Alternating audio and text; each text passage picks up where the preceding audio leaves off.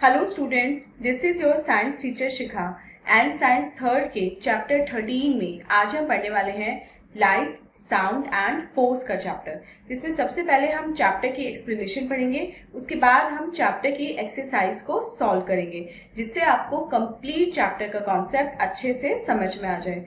So without wasting any more time, let's get started.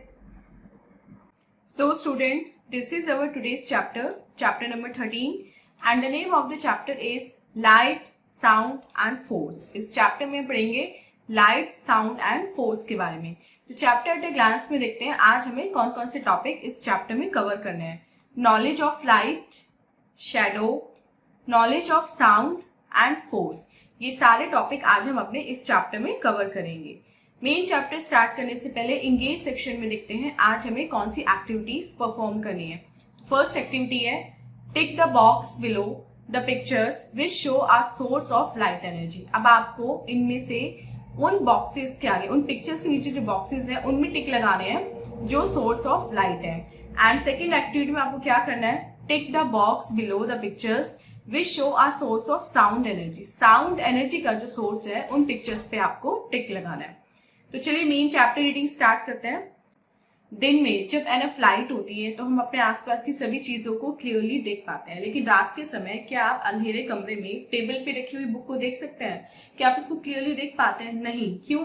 ऐसा इसलिए होता है क्योंकि हम जो ऑब्जेक्ट्स को देख पाते हैं वो इसलिए होता है क्योंकि हमें लाइट वो एनर्जी प्रोवाइड कराती है जिससे हम सभी ऑब्जेक्ट्स को देख पाते हैं, लेकिन रात के समय जब लाइट नहीं होती तो हम ऑब्जेक्ट्स को नहीं देख पाते। तो सबसे पहले जानते हैं कि एग्जैक्टली लाइट होती क्या है। सन जो है वो अर्थ पे डे टाइम में लाइट का सबसे मेन सोर्स है। हम लाइट के बिना किसी भी ऑब्जेक्ट को नहीं देख सकते। और लाइट हमें कहाँ से मिलती है? कैंडल से मिलती है, टॉर्च से मिलती है, बल्ब से मिलती है और लैम्प से मिलती है। इन ऑब्जेक्ट्स को बोलते हैं ल्यूमिनस ऑब्जेक्ट, क्योंकि इनकी खुद की लाइट होती है। और कुछ ऑब्जेक्ट जैसे सन, स्टार्स एक्सेट्रा ये नेचुरल होते हैं, जबकि लैम्प, कैंडल एंड टॉर्च ये मैनमेड सोर्स ऑफ लाइट कहलाते हैं।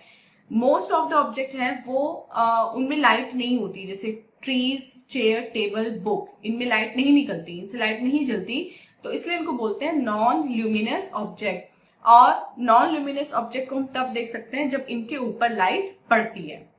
नेक्स्ट टॉपिक देखते हैं शैडो। शैडो क्या होता है?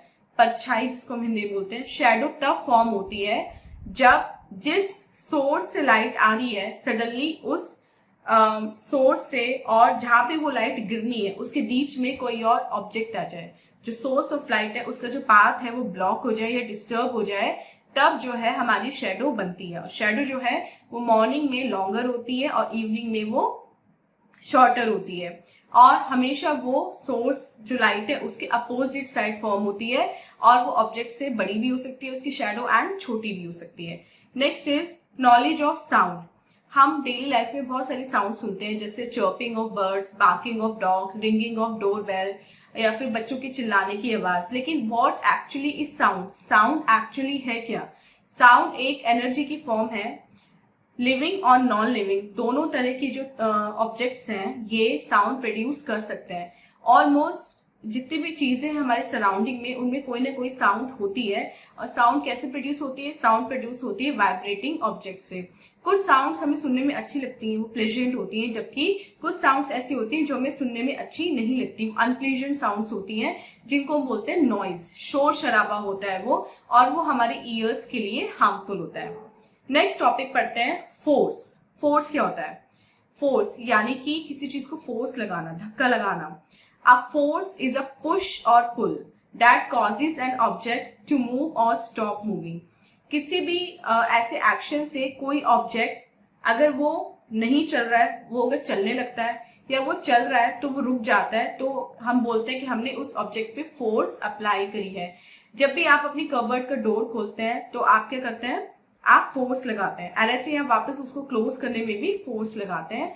ये सब इसलिए होता है क्योंकि आपने उस कबर्ड के डोर पे अपनी फोर्स लगाई है। फोर्स किसी ऑब्जेक्ट को चला सकती है, चलते हुए ऑब्जेक्ट को रोक सकती है, किसी ऑब्जेक्ट की डायरेक्शन चेंज कर सकती है, मूविंग ऑब्जेक्ट की स्पीड चेंज कर सकती है और शेप चेंज कर सकती है। और ये सभी एक्शंस होते हैं with the help of force. Next topic देखते हैं फ्रिक्शन। फ्रिक्शन क्या होता है? फ्रिक्शन इज कॉज्ड, फ्रिक्शन तब होता है व्हेन टू ऑब्जेक्ट्स टच और रब ईच अदर, जब दो ऑब्जेक्ट आपस में टच होते हैं या फिर रब होते हैं। ये एक काइंड होती है फोर्स की that slows down the movement, जो मूवमेंट को स्लो डाउन कर सकती है। जैसे जो मूविंग बॉल होती है वो रुक जाती है फ्रिक्शन की वजह से। जब फ्रिक्शन ज्यादा होता है तो थिंग्स क्या होती हैं, थिंग्स चलती नहीं है, और जब फ्रिक्शन कम होता है तो थिंग्स क्या करती है, वो फिसलती हैं। फ्रिक्शन हमें चलने में हेल्प करता है, और अगर फ्रिक्शन ना हो तो हम कभी भी स्मूथली लैंड पे चल नहीं पाएंगे, हम हमेशा फिसलेंगे। ये जो हम इजिली चल पाते हैं इसलिए होता है क्योंकि हमारी जो अर्थ है, लैंड है, उसमें फ्रिक्शन है, हमारी बॉडी और लैंड के बीच में फ्रिक्शन है। सो स्टूडेंट, ये था चैप्टर। आप चलते हैं अपने एक्सरसाइज 10 की तरफ और देखते हैं एक्सरसाइज 10 में आज हमें कौन कौन से क्वेश्चंस मिले हैं। First is tick the correct option, हमें करेक्ट ऑप्शन को टिक करना है। फर्स्ट क्वेश्चन लिखते हैं, is a luminous object, luminous object क्या है, कैंडल।